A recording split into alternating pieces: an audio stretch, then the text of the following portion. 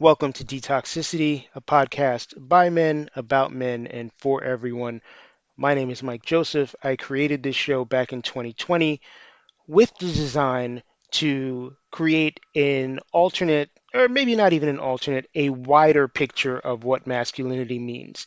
And the way we do that on the show is by storytelling, the sharing of people's lives. Each episode contains an interview with a different person, and I brought some folks back two, three, or even four times to expand on their stories. But we're really talking about becoming the best possible version of ourselves, whatever that entails. And sometimes we tell the stories with humor. Sometimes the stories are sad. Sometimes the stories might be a little difficult to listen to, as I'm sure they're difficult for my guests to speak about. But the end goal of these stories, the end goal of these episodes, the end goal of this podcast is always to create a version of masculinity that is inclusive of vulnerability, inclusive of personal growth, inclusive of all things that are good. There's been a lot of talk recently about toxic masculinity, and there's a part of me that almost regrets naming the podcast Detoxicity because masculinity, in and of itself, is not toxic. The way that many of us have been socialized over the years, the way it is practiced, and toxic masculinity is not only practiced by men, um, the way that these traits that are not exclusive to men, but are generally ascribed to men that are toxic, need to be addressed and need to be changed. And that is what I intend to do with this show. Again, we've been going since 2020, so 5 years, 200 episodes, and I think we're just skimming the surface of what this podcast and what the people who come on this show and are so open and so vulnerable and honest can do. I thank you very much for listening. If you want to follow me on social media, I am on Instagram at DetoxPodGuy. You can follow my Substack, mikejoseph.substack.com. You can also subscribe to my Patreon. Doing this podcast does cost money, and I'm probably taking a loss on this, but that's fine. If you want to chip in a couple of bucks, you can subscribe for as little as $3 a month, and you get episodes a week early. That is detoxpod.patreon.com or bit.ly/detoxpod plus. I really, really appreciate you listening. I hope you get something from whatever episode you happen to be listening to at any given time. And I hope that you go on to take care of yourself and take care of the people around you. By the way, I want to hear from you. If you're a fan of this show, if you're listening to it for the first time, let me know how you found the show. Let me know what you think of the show. I am 100% on board for any constructive criticism you may offer. If you would like to be a guest, if you know somebody who would like to be a guest, please reach out. You can go old school. You can email me, detoxpod@gmail.com. You can slide into my DMs on Instagram. Hit me up in the comment section if you are listening to this in a place where there are comments. But I love feedback and I would love to know what you think of this podcast and whether you would like to be on. One of the bands I was fortunate enough to check out at South by Southwest earlier this year was Snacktime. Snacktime is a band out of Philly, PA, and they are energetic, they are fun, they make you move, and there's just like a gregarious, outgoing personality to the whole band. And I got home, and a few weeks later, I saw them pop up in the news again because it turns out that Snack Time is the house band for They Called It Late Night with Jason Kelsey. And I wanted to know more about these folks and reached out, and I had actually met Sam Gellerstein, who is one of the co-founders of Snack Time, at South by. We exchanged information, talked real quick, got back in touch when I got back in New York and he got back to Philly. And we are now connecting for an episode of the Detoxicity podcast. So, Sam is a sousaphone player, probably the first one of those that I've met since high school, maybe, a songwriter and a founding member of the Philadelphia based band Snacktime. What began as a humble food and music event has exploded into one of Philly's most exciting musical collectives, fusing energy, activism, and community. Lots of things that resonate very well with the Detoxicity mission. So, in our conversation, Sam opens up about the band's origin story. He dives deep into his musical upbringing, the importance of mental health, and why embracing body positivity and authenticity is so essential, especially as a big dude with a big presence. We talk about his love of cooking. There's a recipe. This might be the first episode of Detoxicity where there has ever been a recipe. We talk about the intersections of food, music, and activism. And we talk about how he navigates complex topics like privilege, politics, and intergenerational conflict with regards to his Jewish ethnicity, with regards to his interactions with people of different ethnicities, with regards to dealing with his father, all sorts of stuff. And if you've ever wondered how joy, resistance, and radical community can come together in one person's story, this episode is for you. So, humble listeners, beloved listeners, let me introduce you to Sam Gellerstein. Hey everybody, my name is Sam Gellerstein. I am in the band Snacktime from Philadelphia, Pennsylvania. I'm a lover of love and cooking and wine and feeling good. I love that. I love all of those things. Well, wine not so much, but all the other stuff I'm a big fan of. So I have a bunch of questions that I'm just going to shoot off the top of my head. One is the origin story of how Snack Time formed is really, really interesting. So be happy to hear you kind of explain that in your own words. Yeah, I would be glad to tell you all about it. So back in 2019, I had a friend named Jen Zavala, who is a great chef from Philadelphia. She and I came up with the idea to have an event at essentially, which would be combining food and music. And then I had the idea to sort of highlight lesser known chefs and lesser known musicians that would be culminating in a space where you can experience both. And what we called it was Snack Time. So the first event was great. And actually, Jen was the first one to do it. And we had a really great thing. And I selected a band of people. Like the whole idea was like musicians who are not like the center of their band or musicians who are not the center of whatever it is that they're doing. So it was great and it was sold out. And then a couple months later in 2020, I think we all know what happened. We do. So the next one that got scheduled never happened.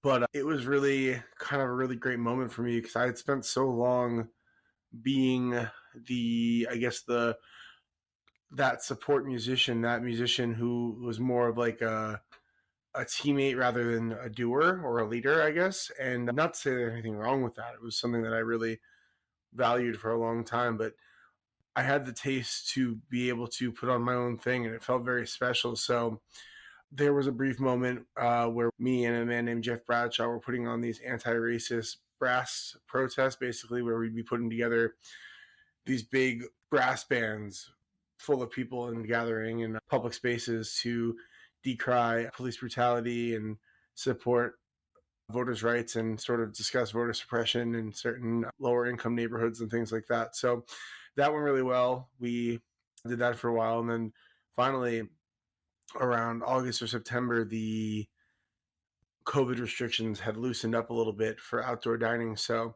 Jen had this pop-up going on where she was doing her tamales, which were sort of this like very special thing in the city. And she's like, hey, I need some music. And, you know, we couldn't go inside and play. So I was like, all right, let's do a brass band. So got together a bunch of dudes and we just started playing. And then from that, we sort of went on to going into the park every single day, every 3 days a week for months at a time. And the crowds went from 20 to 40 to 50 to towards the end, we get a couple hundred people out there just pulling up to us and having a party, drinking in the park, dancing, loving, hugging, all that. It was a really amazing time. And we were able to give a lot of people their first taste of music in a very long time. And it was a very special moment for us. Then we started to sort of take it a little bit more seriously and start to write music. We recorded an album. We started playing weddings, which turned into corporate events, which turned into people being like, hey, you want to play our festival? And the festivals turned into real shows. And we sold out a bunch of shows in Philly. And then we were on tour with Portugal the Man, which was incredible. We'll be on tour with Fits and the Tantrums in just a couple of weeks. So it's just sort of been this kind of constant. It's never really felt like a climb up because luckily we've had so much amazing support. Obviously, we're working our asses off, but it feels more so like we got put on a double black diamond and we don't know how to ski, but we're figuring it out as we go. So every step of the way has been amazing, and we're so grateful for all the support that we've had. And I can't wait just for everyone to see else we have going on. 200 plus episodes, and I think this might be the first skiing reference that has ever been used. So, And the funniest thing is I don't ski at all. Like I'm an après ski guy and like I smoke a joint and cook the steaks and drink some wine. You guys come over after. I don't want to ski at all. So, but I think I know what double black diamond means. So you're my kind of guy. yeah, So hearing that kind of leads me down two roads. The first one is just being curious about your music education and how you fell in love with music and kind of how that led you to where you are. When did the infatuation with music begin? Because you play a couple of instruments. yeah. My mom, she has always been involved with the performing arts. She went to Interlochen as a child, and it was always very important for her for me to be involved. Like even before I played an instrument, she is always advocating for me to try out for the musical, try out for the chorus, just be involved with music. And I always loved music, but I didn't really feel the urge to participate until I saw the movie Drumline, Oh uh, man. featuring Nick Cannon, Shout out to Nick Cannon. father of many. I mean, the whole movie's incredible, but there's a part in the beginning where they're playing. And I'm not going to shout out R. Kelly, but fuck that guy or whatever. But they were playing "I Believe I Could Fly," and he decides to kind of like do his own arrangement of it, and it was super funky. I was like, "What in the fuck is this?" And it made me feel like something I didn't even know could be possible. So later on that year, I believe maybe a couple years later, I saw School of Rock, which, you know, there's a scene in there where Jack Black is talking to one of the singers, Tamika, and she's feeling anxious about being fat and performing. And he says something along the lines of, you know, you could be chubby and sexy and fun. And it really sort of opened my eyes up as a larger kid to be like, oh man, you don't have to be afraid of your size. And I actually remember after that, there was a time where I was kind of like wearing shirts in the pool. And I think sometime after that movie, I was like, this is stupid. So that gave me a lot of confidence. And then I got to middle school and I joined the band and I picked up the trombone and was in punk and ska bands all throughout high school and college. I was singing and playing the trombone. I was playing jazz. I went to undergrad at University of the Arts for my trombone degree, then got my master's degree in trombone performance at Temple. And it really wasn't until, I mean, I was doing a little bit of tuba before then, but really once I started to enter more of the workforce, less of a student, I was playing a lot more of tuba and sousaphone just to kind of supplement my income in between trombone stuff. And then once Snacktime rolled around, I kind of had, I really only played sousaphone for years. Like I would do occasional recording sessions for artists or just have fun playing trombone, but it was just really, I was only doing Snacktime. So I played tuba for a very long time. And now as of late, I've really been mostly playing bass and key bass and working on my songwriting because, you know, probably because I have ADHD, but it's really allowing me to like kind of keep falling back in love with music. Like the relationship I had as a trombone player to as a singer to as a tuba bass player to a bass player to trying to be more of a songwriter has always really kind of reinforced my love for music. So it's been a really special journey. And in some ways, I guess because I'm always doing something new, I kind of feel like I'm just getting started, which is really exciting. I know Snacktime's been a band for 5 years, but only over the past 2.5, I've been really trying to focus on songwriting. And that's something that's been so special to me. And I've kind of become obsessed with it. So it's really cool. It's been a cool journey. And I'm grateful for all the love and support that I've personally gotten outside of Snacktime to allow me to have the confidence to keep going because it's not easy to do stuff when you don't have that validation. And I was very lucky to have a lot of positive validation along the way. For sure. As you're going more into the songwriting space, are you like I always think about Prince and he was like, "Oh, I don't listen to other people's music." I think actually Lenny Kravitz said something similar to that because it influences the stuff that I make too much if I listen to it. Who are you taking cues from, if anybody, as you're learning your craft or growing your craft as a songwriter? You know, I am actually very much the opposite of that, and I'm not a genius like Prince or Lenny Kravitz. Um, I love to be inspired. Like I will listen to a Prince song and then I will say, I want to make my version of Housequake. We have a song called I Don't Give a Damn, and I listened to Housequake over and over again. I became really obsessed with Prince throughout the beginning of Snacktime, and I was like, I love the song Housequake, so I'm like, I'm going to try to make my own version. And maybe mildly you could tell they're inspired by, but you can't because I'm not Prince. I don't come from the same world as Prince. I don't have the same experience as Prince. So I made my own version, and I was really happy about it. Actually, it's funny, in the van, I listened to like a lot of Bon Iver, a lot of The National, a lot of sad guy stuff, Lucy Dacus, Phoebe Bridgers. But, you know, I'm always listening to this podcast called Song Exploder, Yep. which is fucking awesome. And I'm sort of now trying to trust my own experiences versus just like I love to write music and I'm trying to have the confidence to write about my own experiences, and I am trying to figure out ways to find inspiration outside of the things that I am easily inspired by. Most of the songs I end up writing are a love song or a song about hard work or mental health stuff because that's where it's the most important stuff to me. But I'm trying to just get into writing songs about experiences and not necessarily mundane things, but things where you would never think to write a song about it, and then it's just turns into something beautiful. And I'm very inspired right now by a friend named his name is Josh Carpe, but he goes by Cautious Clay, and I know he's Cautious Clay. yeah, Josh is the Yeah. best, and he's been really inspiring me because he writes these songs that they're love songs, but he writes about it in such a matter of fact way that could be discussing like his drive into the city or what he did that day, and that's really hard for me. So I'm just trying to find ways to write songs that could just be a little bit more nuanced. So that's really what I'm inspired by right now. I love that. The other part of this snack time origin story that really interests me is the whole social justice angle.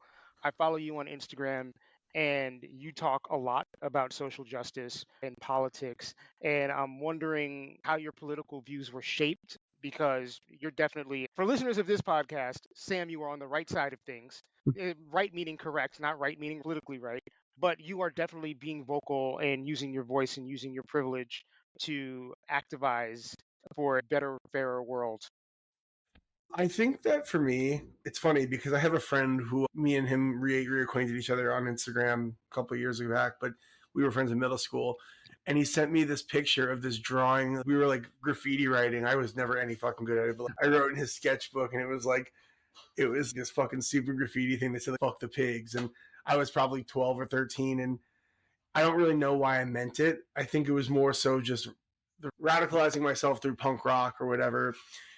But I think my earliest memories of wanting to understand this really come from going to schools in different neighborhoods where I didn't come from that neighborhood. Like I went to a high school where it was in one of the more lower income, higher crime rate cities in Fort Lauderdale or towns in Fort Lauderdale. And I was never really treated with anything except for love and respect. And then you'd see on the other side of the city just crazy racism from people who have never met a person who was of a different skin color or never really tried to meet them. And it was always just very upsetting to me because it didn't make any sense.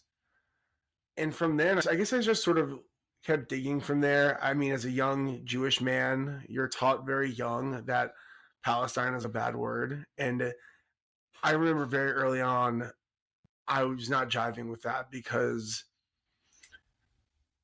there was this idea like, hey, go to Israel for this free trip. Birthright? Yeah. And I'm like, why? And I never went. And the reason is because there always just seemed to me to be this like weird trick to make people dehumanize another race to essentially sell more condos in Israel. It's sad.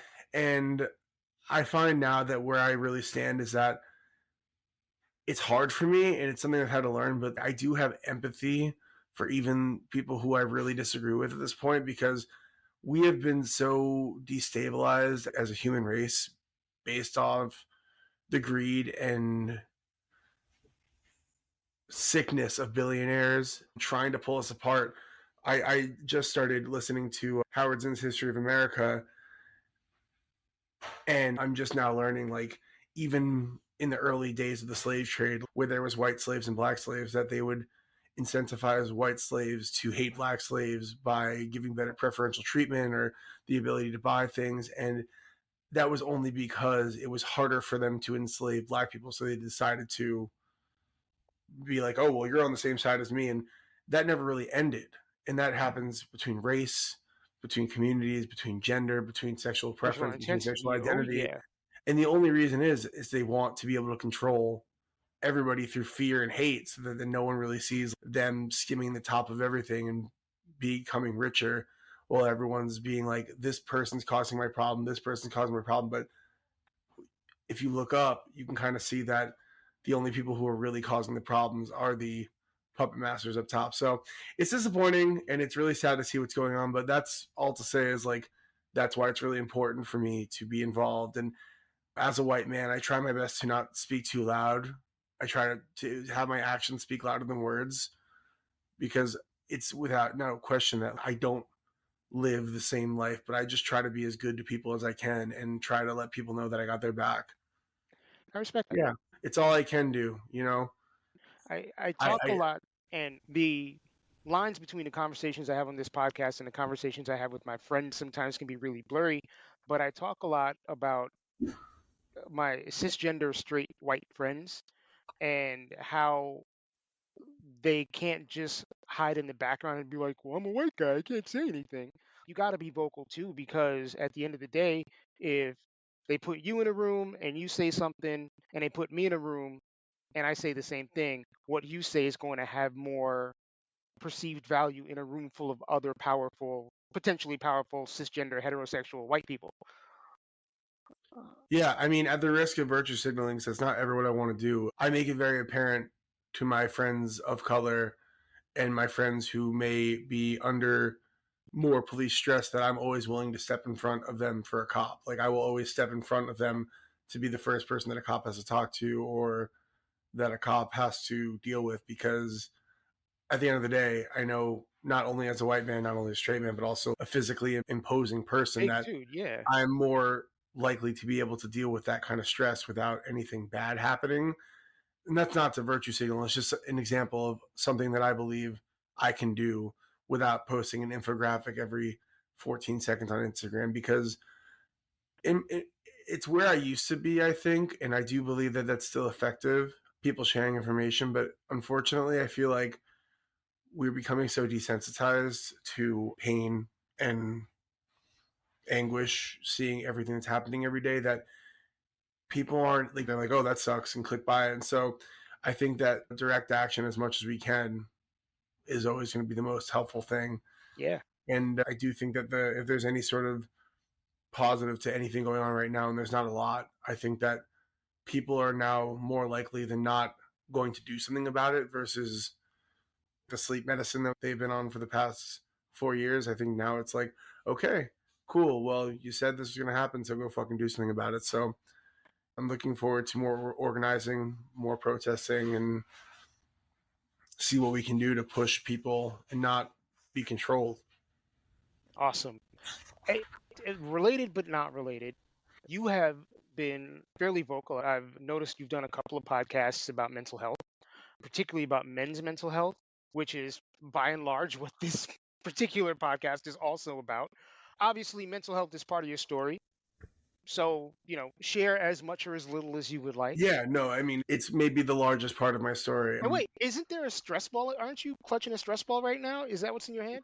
Yeah. Yeah, it's just, I don't know. I have been unmedicated for 2 months now because the American healthcare system's a fucking joke and my pharmacy closed and it costs fucking $1 million to talk to a psychiatrist. And I haven't been able to have my HD medication in a couple months, so I'm trying to cope in the way that I can. But yeah, I mean, so growing up, I never really even understood the concept of anxiety. I mean, it's funny because looking back at it now, seeing my mom absolutely dealt with it, and I think she would absolutely have said that. But I think as a kid, if I would have heard the word anxiety, I would think, oh, that's just when you're nervous about something.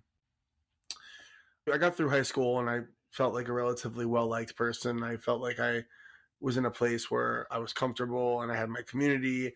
And when I got to college, I immediately upon arriving felt like an outcast. I felt like they didn't know how to deal with me and it really fucked me up. And even within my group of friends, I just was not dealing with it well. And then I had a moment in my second year of college where a stupid disagreement turned into, in my opinion, the entire house that I lived with airing their grievances against me. And this sort of, I think, is how it's hard for me to deal with accountability sometimes. But in the moment, it kind of felt like a blind side and whatever. So I spent many, many, many years being so absolutely fucking anxious, paralyzingly anxious, like feeling I was going to die all the time, like disassociation, but also while trying to maintain who I am, which is a outgoing, personable person. So I just lived in this very fucked up cognitive dissonance for very many years. And I didn't know what to do. And I tried Xanax for a bit, and that made me want to die and all this shit. And it wasn't until I really got into therapy to start to deal with some of these things that I was able to help. And then, I guess, actually last year, I found ADHD medication, which was so helpful. And I didn't realize the correlation or the causation of what ADHD can be like and how it can cause anxiety. So my journey is that. My dad is someone who I think deals with a lot of unchecked mental illness. My mom, I think, is more in tune to it, but I never really thought how that might turn to me. So it's always important for me to talk about it. I think more people than not have the silent struggle Oh yeah, where they think they're the only ones going through it. And what I've learned is my best way of coping is knowing that other people have dealt with the same thing that you've dealt with, so you can deal with it too. And I think specifically with men, and I was raised with a very strong feminine presence, and my dad also is a masculine person, but my mom is a very important guidance in how I think I've built my moral code. I think that a lot of men just think that they can't say anything, so they don't, or they think if they say anything that they're somehow quote unquote a pussy or yep, being a baby or whatever it is. And I think that that's not entirely their fault. I think that there's lots of men and women in society that says this is the way you should be. And if you deal with it any other way, you're not being a quote unquote real man. And that's not necessarily anything that really bothered me. I never really felt like my masculinity was in challenge. But I think there's a lot of people in a lot of different communities that their masculinity being challenged is like ground zero for everything. So I guess all that I'm saying is that I think if more people talked about it, it'd be less weird to talk about. So yeah. totally, totally. That last point you made is really interesting, and I don't know if I ever really thought about that before, because it's like when you don't have privilege, when you don't have money, when you don't have resources, if you're a man, the one thing that you do have is your masculinity. And to have that question kind of really feels like you then have to question, almost it's like an existential crisis. Like then you If I don't have this, then what do I have? right.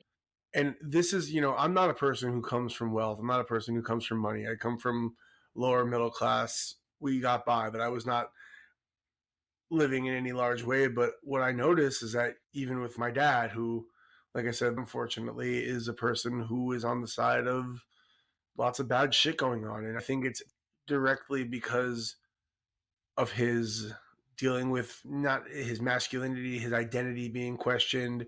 So he says, "Oh, I'm an American Jew, so I have to love Israel." But it's like, to me, it's just like you're treating this like an off season of the New York Giants. Like Mm, you love the Giants in September through December, and then you decide, okay, now I'm going to be a Zionist, or now I'm going to just support Donald Trump because it gives me something that I could be a part of. And I think that a lot of men do feel disenfranchised because a lot of men don't talk to each other. I think where women really have it right is they have a really great community. And I think that's because women typically have to deal with a lot more horrible things. So they have to stick up for each other and they have to talk to each other. Men, I think, are always looked upon to be the answer. They're supposed to have the answer and supposed to be the answer. So they don't really ever look outside of their own self to figure out the problem. right. Well, I mean, it does sound like you were raised in an environment good enough that it made you question a lot of that stuff and be secure in your own masculinity while still exploring things about you that, you know, you may have wanted to do something about or maybe weren't super comfortable with or whatever. Yeah.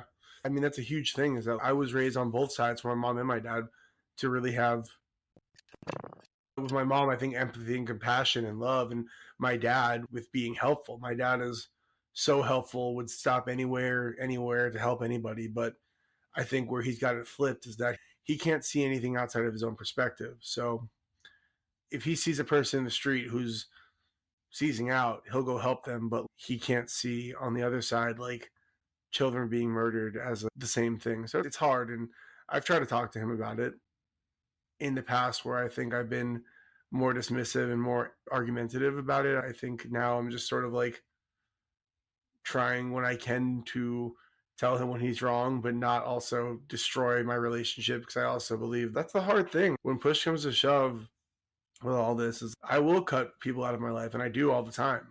There's people who reach out to me after saying some crazy shit, and I'll never talk to them again. But when it's your dad, it's people who are really close to you, it's tough, and it never should have been this way.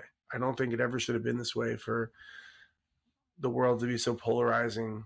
But unfortunately, it's become that because we're oftentimes put into the decision of, do you like genocide or do you not like genocide? And if you like genocide, then how the fuck could I talk to you? Right. So Yeah, it's a really hard line. And I have family members who are Trump supporters. I have family members who are anti-immigrant. And to give you perspective on that, I'm the first American-born member of my entire family. So everybody older than me in my family is an immigrant. And I have cut those people off. And because of me being an independent person, because of me being queer, there's a whole bunch of reasons why they were kind of loosely cut off before I cut them off. So that maybe made the cutting off easier. I've not had to do that to a relative or even a friend that I am super, super close to. And I understand objectively how difficult it must be to have a close relationship with your dad, for example, and try to figure out how to be supportive of the values and maintain the values that you have and still have a relationship with this person because this is a person that helped create you and you're still close to them. It's really hard. yeah, and I love him more than anything. And I think the hard part is how much I love him in the fact that he can't see it the other way. And, I think about like, hey man, what if it was me?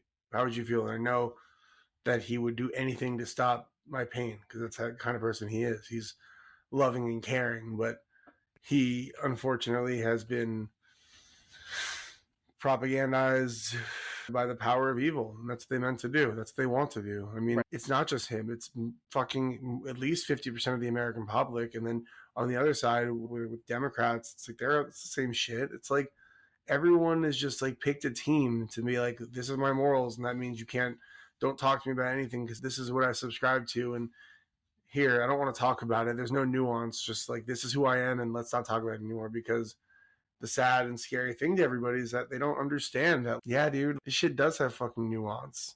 And that's where I think the left kind of fucked up is, you know, and of course, I just talked about cutting off relatives, and I have reasons for doing that, but I do think that there are a lot of people out there who kind of cut people off or won't talk to people for no real reason other than they just disagree politically. And I think if people on the side of people having rights and there not being war and all that other stuff can actually reason with some people on the other side, we'd kind of go a longer way collectively because there is so much nuance and because things do need to be talked about. But it's like everybody kind of, what do you call it, folded their arms and went off into the corner and nobody's talking to nobody. Yeah. Something my girlfriend said, and it's a thought that I've had as well, is I think that one of the biggest problems with I'm going to call them the left, but as we know, they're not left, they're center right in some countries, but is that they've run the past couple of campaigns on this sense of like, we're smart.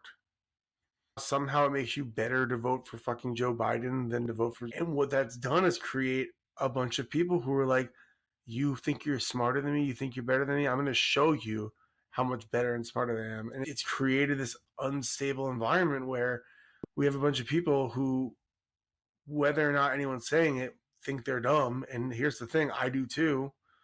But when you run an entire campaign off of, we're the smart guys and they're the dumb guys, and they're going to show you, because the fact of the matter is no one's inspired to vote for any modern Democrat after Bernie Sanders. And it's unfortunate to see that even when you do get someone exciting like a John Fetterman, he goes and has a fucking freak out, and then it's like, man, how are you supposed to trust anybody? So that's why, all to say the roundabout way, and I think we've talked about this earlier, is the whole idea of snack time is really the idea of this community, Right. because they're not going to fucking help us. We're going to help each other.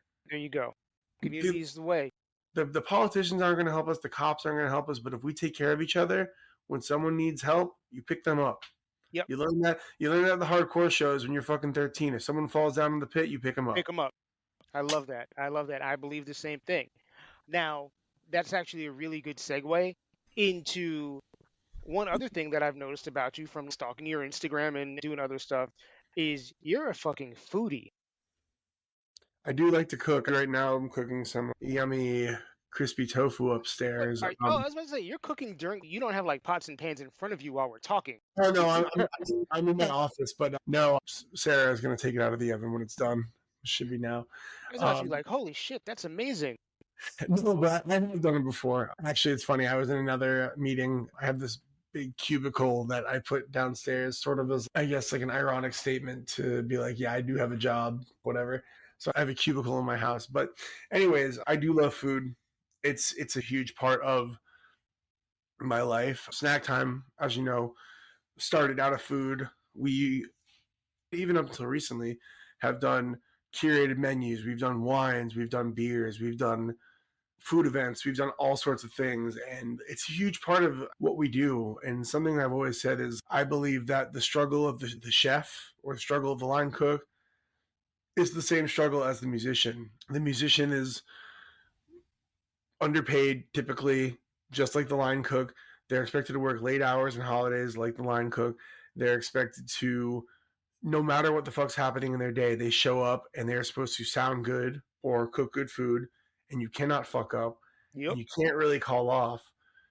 So yeah, I think there's so many crossovers, and then I think what we can give as chefs or what we can give as musicians is like, you give people this experience they cannot give to themselves. They can go listen to music at home or they can go cook themselves something at home, but going to a special restaurant to eat that thing that you're craving, it's really hard to replicate that feeling yourself. Oh yeah. And I think the same way of going to a show. It's not like you're like, oh yeah, I'm gonna watch this thing on YouTube. The visceral feeling of being shoulder to shoulder with strangers and friends and getting to be like, damn, I'm really fucking in this shit. It's why music has survived, because there's lots of reasons that they want to replace us. They've come up with every other fucking reason under the sky to reduce us and replace us, but Right. you can't escape the feeling of these things. It's why these festivals have 600,000 people show up to them, right? It's like the idea of that community is a really cool thing. And to me, going to a show is like going to a barbecue. You know, I was cooking on last Friday, which was a national holiday that I don't really celebrate. A lot of us didn't do that this year for sure. I didn't celebrate, but Ben and I had a barbecue and I was cooking and people were talking and I was feeding and it was really fun. And I think that's really cool. Just like people to enjoy themselves and be like, yo, try this. And I'm not like a clean cook at all. I'm throwing food around, feeding people in my hands. I like that shit. So I don't know. It's an experience that's really hard to replicate. And I love it. I love it. I'll never forget the first time I had a really fancy dinner and I saw these little tiny plates of food and I was like, what the fuck? And I think that for a long time, I really was super focused on the fine dining thing. And don't get me wrong, I still love it. But where I'm eating at now is I'm going to the same pho restaurant 3 times a week because I really like it. And that's what I want.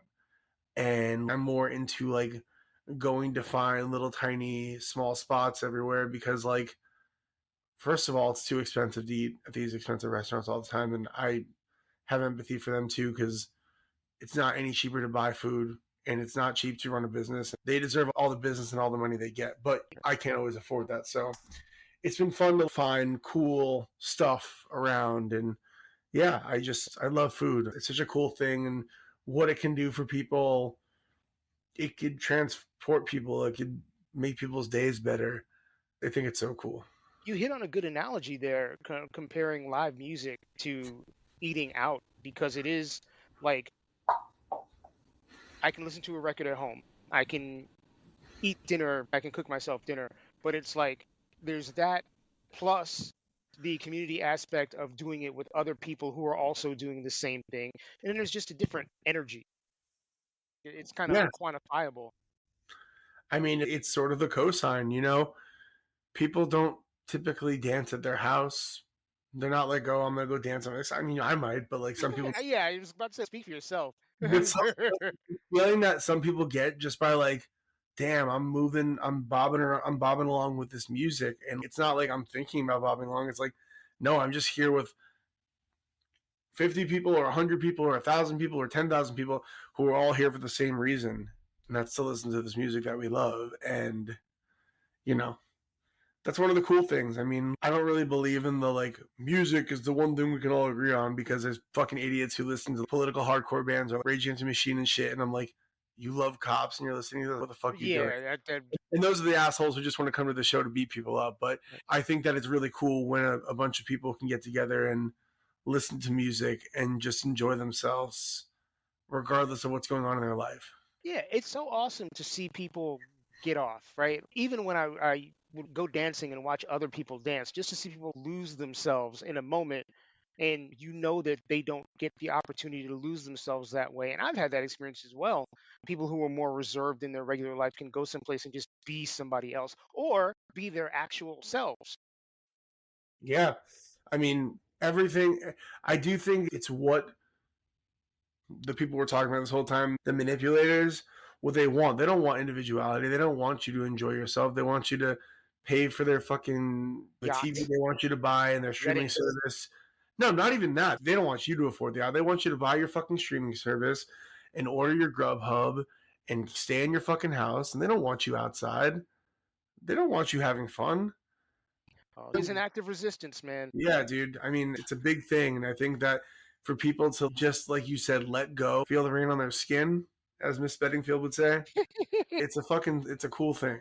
Right. Appreciate the message, hate the song, but that's cool. Oh, that's crazy. The Actually, podcast is over. dude, that song What? was in a hair commercial for like 5 years. I don't care. Garnier Fructis. I don't care. That's a Oh, banger song. oh man. It's been a couple of years with some distance. Maybe I can appreciate it a little bit more. That's an old snack time staple back when we used to play covers in the park. We would Oh play yeah? that. People fucking love it. I bet the snack time version of Unwritten is pretty good. Not as good as Natasha Bedingfield's. All right, all right. I will listen with fresh ears. Go Um, do it. I'm gonna throw a couple more quickie questions at you because I know you got shit cooking related to food. If there is a Sam Gellerstein signature dish, what is it? It's a good question. Like the dish that reminds, like what I cook, or that is like me. Both. The dish that I cook, my favorite thing for the first time I cook for somebody, I love to cook a roasted chicken that I cure for a day in the fridge. I let it cure on 1% salt, and then I chop up a bunch of really dope shallots and garlic and potatoes and all sorts of cool root vegetables, and I put it underneath in a cast iron and let the chicken fat drip onto the vegetables, and then I let the chicken get super crispy and just a nice, beautiful, crispy roasted chicken with yummy vegetables and a little fresh salad with like I actually just made the cool nectarine peach vinaigrette, which was really cool. That's a nice bright salad, crispy chicken, roasted chicken, and vegetables is I think what I like to cook the most. Wow. Hey, that sounds fucking awesome.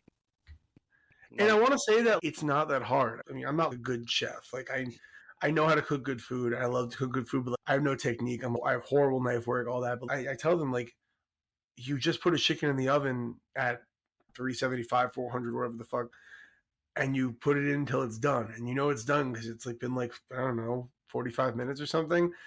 And yeah, I think that being a good cook is being fearless. Being a good cook is being a good musician.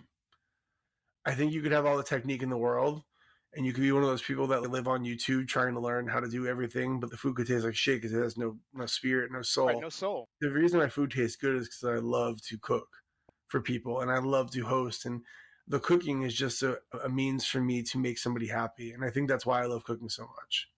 I love that. I might have to invite myself to the cookout. Anytime, dude. I, Anytime. damn. Anytime I'm going to be having hella barbecues. Me and my girlfriend were very lucky to have just purchased our first house together. So Hey, I've been living in a 1 bedroom apartment for many years, and now I'm ready to have the cookout again. congratulations. Thank you. And that actually segues into my second question, which is I love Philly. I haven't been to Philly in a number of since before the pandemic, actually, which is weird because I'm 2 hours away. Hour and a half. Yeah, an hour and a half. And it's funny because YouTube served me this video this morning about this place called Black Dragon in West Yeah. Philly. Yeah, that's Kurt. That's a homie. Okay, that food looks dope. I've actually never been yet. Kurt is super talented.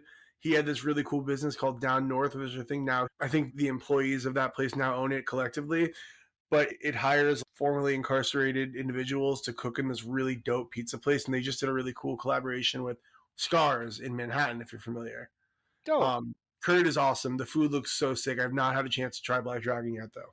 All right. Yeah, that place looks dope. And the times that I've spent in Philly, I've enjoyed. My buddy runs a comic shop out there. It's called Brave New Worlds. But what are the best things to you about Philly?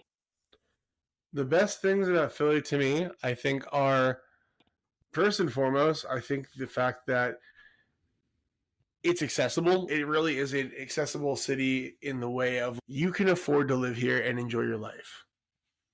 And I think that's really special. Regardless of what you do, there's things for you to do.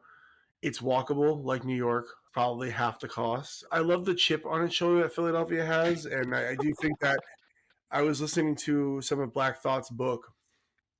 And Such a great book, by the way. It's awesome. It's awesome. Yeah. But he mentions in the book that like there'd be beefing communities in the book, but you guys were all from Philly. And I'm not from Philly. I'm from Florida. I'm from New York mainly, and from Florida, and been in Philly 13 years. But I feel like I'm a Philadelphian, and I don't think many people would argue with me there. But there is something really special. I think that like you could see it at any Philadelphia Eagles game, regardless of what you're going. This is the unifying principle that Philadelphians should be like, hey, we're all Eagles fans. So let's stop being fucking racist pieces of shit or cop lovers. Like we all love the Eagles, right? So it's crazy. The love Philadelphians have for Philly is big, and I think that it's really cool. The food is amazing. It's so multicultural. Block to block, you could find all sorts of amazing shit, and I do think that there's still lots of that classic Philadelphia shit that makes it beautiful. And unfortunately, gentrifiers will gentrify, and yes, they will, and make the great block buildings. But I think there's lots of people who really care about Philadelphia's identity. And I know you're a New York guy, and I have no problem in New York, but I think a lot of New York wants to come to Philly and make it New York. And I think that most Philadelphians don't want that. So there's a very protective nature of Philadelphians. And I think that that's a big reason Snacktime is successful. I mean, there's lots of great musicians from Philly. There's lots of great bands from Philly. But you hear more about New York, you hear more about LA, but we are a Philadelphia band. And Philly has always claimed us and always taken care of us and always protected us. So I love Philly for that reason. I love Philly because they love themselves. I love that too. And I mean, look, the musical history of Philadelphia, for those people that are listening and don't know, and I assume you do, is just so deep and so rich. And everybody from, The Roots and Jill Scott and Music Soul Child and Eve and Patti LaBelle and Gamble and Huff and Hall and Oates and just this. John Coltrane is kind of like claim Philly for the most part. Right. Just this ridiculous lineage in history. But Philly's an awesome city. And my last question for you is, and you alluded to it earlier, like as a big dude, you are very body positive. Again, looking through your Instagram, like your clothes are off a lot. And I think that's just a really important message because, for people of any gender, right? There's always the sense that you need to look a certain way in order for you to be comfortable in your body. And you are clearly comfortable in your body. And again, you're a bigger dude, you're covered in tattoos, you've got this huge beard. What allows you to feel so comfortable in your skin? I mean, I think the fact of the matter is I'm physically more comfortable. Most of my shirts I've cut the sleeves off of because I feel more comfortable that way. I've decided to stop wearing clothes that make me uncomfortable because it doesn't make me feel like me. What allows me to do that is, I think I said it earlier, it's the Jack Black thing. It's like you could be big and you could be sexy. And, Look at fucking Meatloaf. It's not to say I'm doing it to be sexy. I'm doing it to feel comfortable, but feeling sexy is a place of power for me. I think that when I feel confident, when I feel electric, and it allows me to write that song, to cook that meal.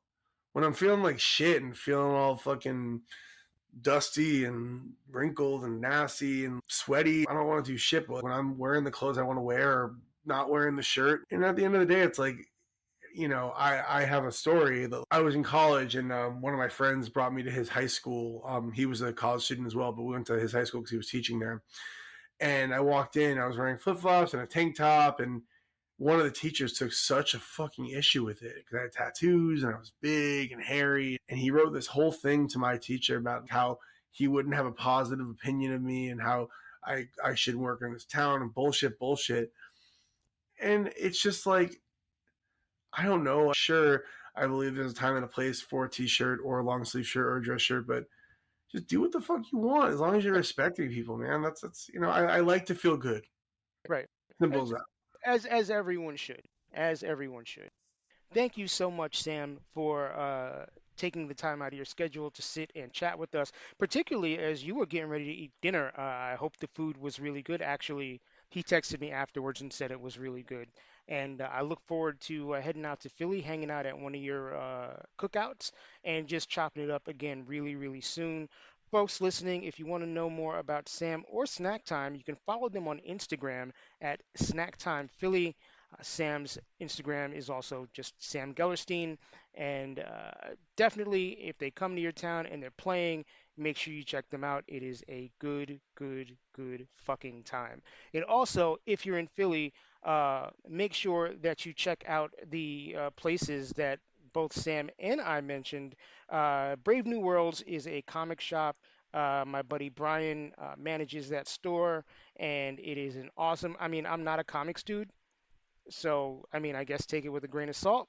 But I have mentioned it to many of my friends who have visited Philly, and they've all enjoyed it very much. And the restaurant that we were talking about is called Black Dragon. It is located at 5260 Rodman Street in Philly. I haven't checked it out.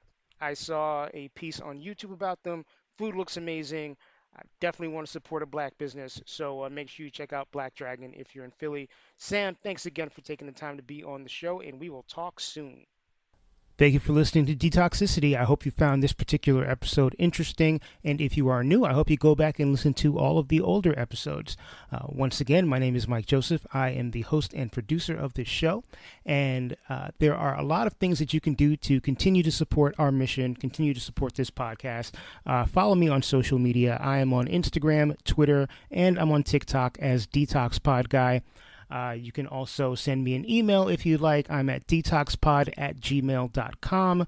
I am always on the hunt for people with interesting, inspirational, and powerful stories. So if you know somebody who fits that bill, or if you yourself fit that bill, please don't hesitate to drop me a line via email or via social media. Please make sure you subscribe on your podcast platform that you're listening to this on. Rate, comment, help a brother out, help us move up in the rankings. Follow me on social media. Like I said, follow our Patreon, or subscribe to my Patreon, actually. Patreon.com/detoxicitypod. You get access to exclusive episodes. You get episodes a little earlier than the general public. You get a cool-ass sticker, lots of stuff. Once again, patreon.com/detoxicitypod. Quick shout out to Calvin Williams for providing the music and doing his magic on the logo, which was originally designed by Jacob Block. I thank you all for listening. I wish you all the best. Please take care of each other. Till next time, peace.